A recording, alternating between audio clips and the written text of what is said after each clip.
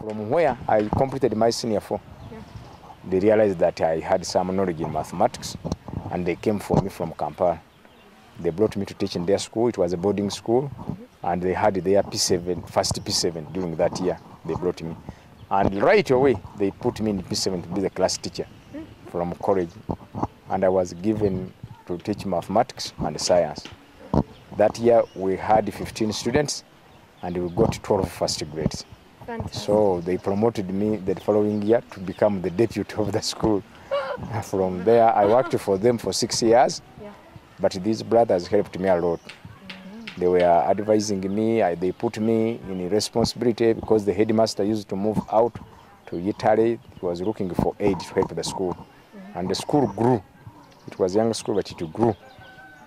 To what I can say, to greater horizons, because it was one of the best schools in Rakai. Fantastic. And that's when the government realized that we were doing a good job there. They took me, they promoted me, and I became a head teacher in 2000. Yeah. I headed Chikondo Primary School. That was my first school as a head teacher. From there, in 2004, I was transferred to Bikira Demonstration School as a head teacher again. Yeah. And from Bikira, in Uganda, we have 4 grades of headship. Grade 1, those that are paid higher, that's the first rank of headship. Grade 2, grade 3, and grade 4, in a descending order, if I can mention.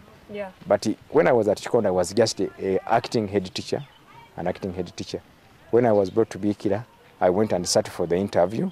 Yeah. Right away, they pushed me to be a grade 2 head teacher. Great. So, but during the due course of work, I went back and studied my diploma. Yeah. I completed my diploma at Nkozi National Teachers College. After that, in 2003, I went back for a degree course in Uganda Matters University, which I completed in 2006. That's when I graduated.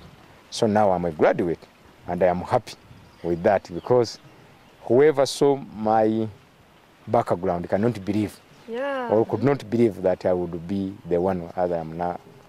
But this has been all through people's effort. People have been advising me, encouraging me. And I also had to study hard because I liked studying so much. It were just the constraints that were letting me down. Otherwise, by now I would have been at least with a doctorate or what, I don't know. But at least I'm happy now with my degree. Now I have a bachelor's degree in primary education. Primary education. And I want to push on with a master's degree. I'm looking forward to that chance. If I settle down, I want to go back for a master's degree. Great. Yes. So in a brief, maybe that is my background. That is great. So you are the director of KAASO. Yes, madam. How many children are at KAASO? Oh, hang on, I might just move this to go this way. Even if I may not sit like me. There you go. It is just the light on the house was too much. Yeah, there we go. So, how many children? Maybe before I tell you the number of children that are in KAASO, I would be pleased to tell you how KAASO started. Because I've talked about the other issues, but not KAASO. KAASO started in 1999. I was invited by a group of parents around here in the community readers, local readers, and we can say government readers and religious readers. And we convened a meeting where we had the priests and the political leaders. In that meeting, it was a very interesting meeting. They invited me to come from their school where I was teaching, and we had a meeting just here in this small town. They arranged the venue, and the chief, the sub-county chief, organized some simple drinks for us. And they introduced their idea to me that there was the education around in the community was declining. It was not so good as it used to be. So they wanted at least to have a school which would produce children with some standards, who can compete with other secondary schools. But at first we started with a nursery school and a new lower primary. Because started with nursery, baby and the top, primary 1 and primary 2. So when they introduced to me their idea, they said, you are the one who will start the school. We have confidence in you.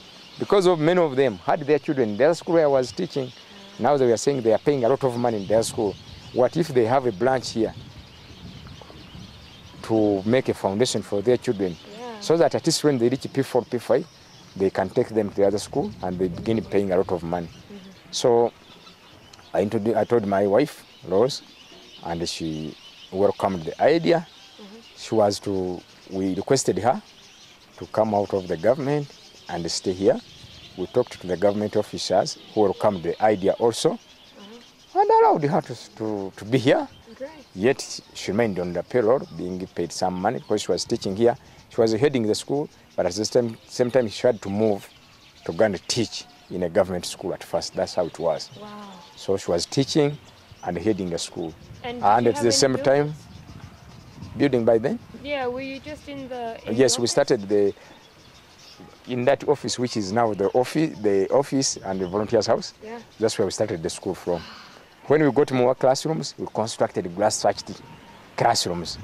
And they were covered by papyrus, the mats, like those ones there. Oh, wow. So the classes were not all that good, but lucky enough, people had confidence in us. They brought their children. We started with 24 children. 24? Yes.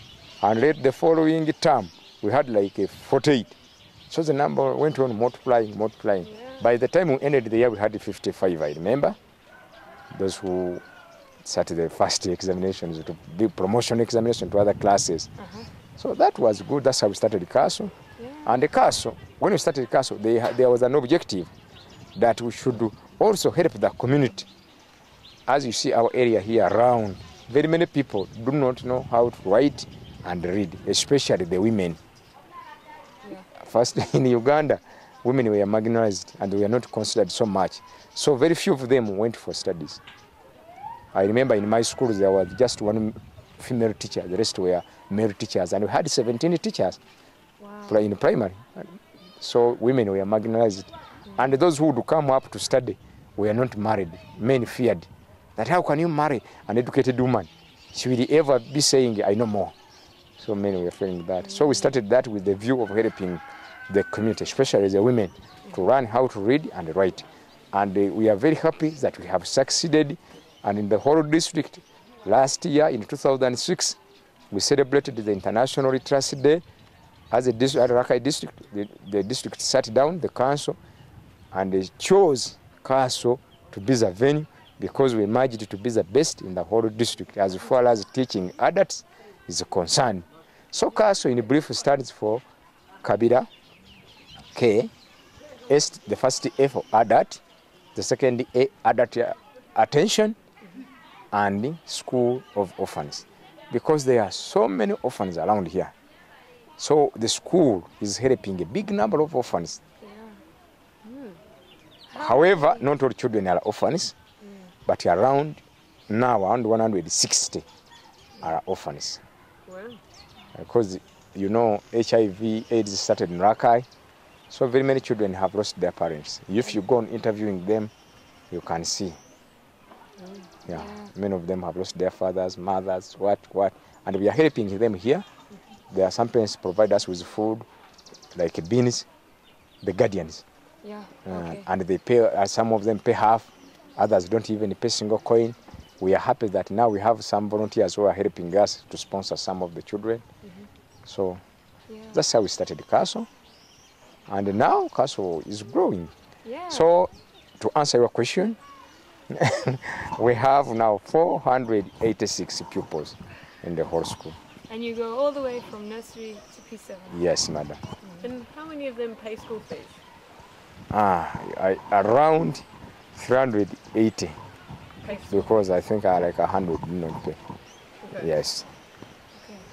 And how many of the children do work around the grounds to try and earn their school fees? Is that how some of the children will do work? Like school dependents? Yeah. Okay. Some of the children who do not pay school fees remain here during holidays and do some work for the school. For example, if we have a banana plantation, we take them to weed. We have like at times we cultivate, we plant maize and they go to the gardens. We have an eucalyptus forest There is need to remove the weeds, to trash around. If they are boys, they can go and do that work. Others remain here and they do the washing, they do some housework, and we let the others go home for holidays. Yeah. At times we alternate. If somebody remains this time, another holiday she goes home, and some other children remain. But we don't retain many of them because it involves also feeding them during holidays, which is not easy.